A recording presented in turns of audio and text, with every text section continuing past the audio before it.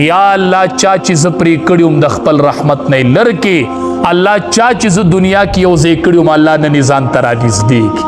نو چې ستا فیصله شروع بری نه در باندې رشته داري غږو کې چې الله د خپل رحمت نه لرې کې دنیا کې ز پرې کړیوم الله د خپل رحمت نه لرکې. نو چې دلته دی فیصله شروع دلته در باندې رشته आवाज کی د پاس. حدیث مبارک کې راځي و چې کله الله دا رشته داری پیدا کړه لکه نه رشته داری وی اخذت بحق الرحمن دا د الله په ذات پورې ون خطله. ملګرو دا ویډیو د الله د رضا لپاره لایک کړئ، کمنټ وکړئ، چینل سبسکرایب کړئ.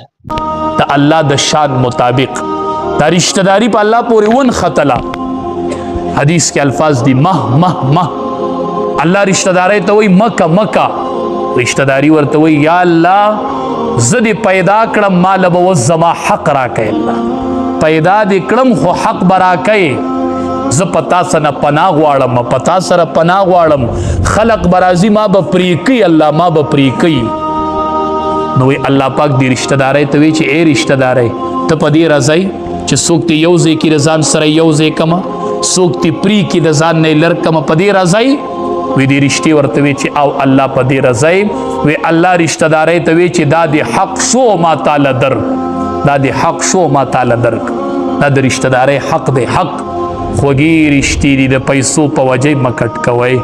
المرء کثیر باخیه، نبی علیہ السلام وی سړی پرور ګڼ ښکاري، سړی پرور طاقتور ښکاري، سړی پرور مضبوط ښکاري، سړی پرور رور طاقت ته او مور شفقت ته.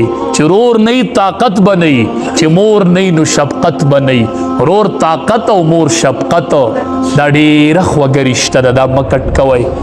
خصوصا د مور او پلار خو ګورې ډېر احترام وکړئ، روژه کې ډېر خیال وساتئ.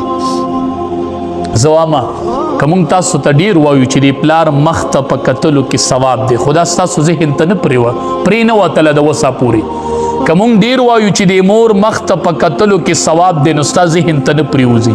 زه وایم خدای دې حج له بوزه او خدای دې عمرې له بوزه، خو چې مور در سره او یا د سره پلار تا ته به پته ولګي. احادیث مبارکو کې راځي کعبې ته کتل دا عبادت دی او د مور مخ ته کتل دا عبادت دی.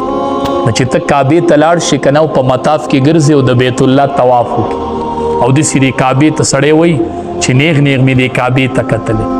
چې حرم ته سړی وردنده شي وایي چې دا کعبه به کله وینم، په سړي وارخطایي چې دا کعبه به کله وینم. نو چې داسې دې کعبې ته وګورې نو یو نظر دې کعبې ته وکړه او یو نظر داسې راواړوه، دا مور داسې ونیسه، دا مور داسې ودروه او یو نظر د مور دې مخ ته وکړه. دا کعبه او د مور مخ الله یو برابر کړي دي، یو برابر. دا کعبه د تا دپاره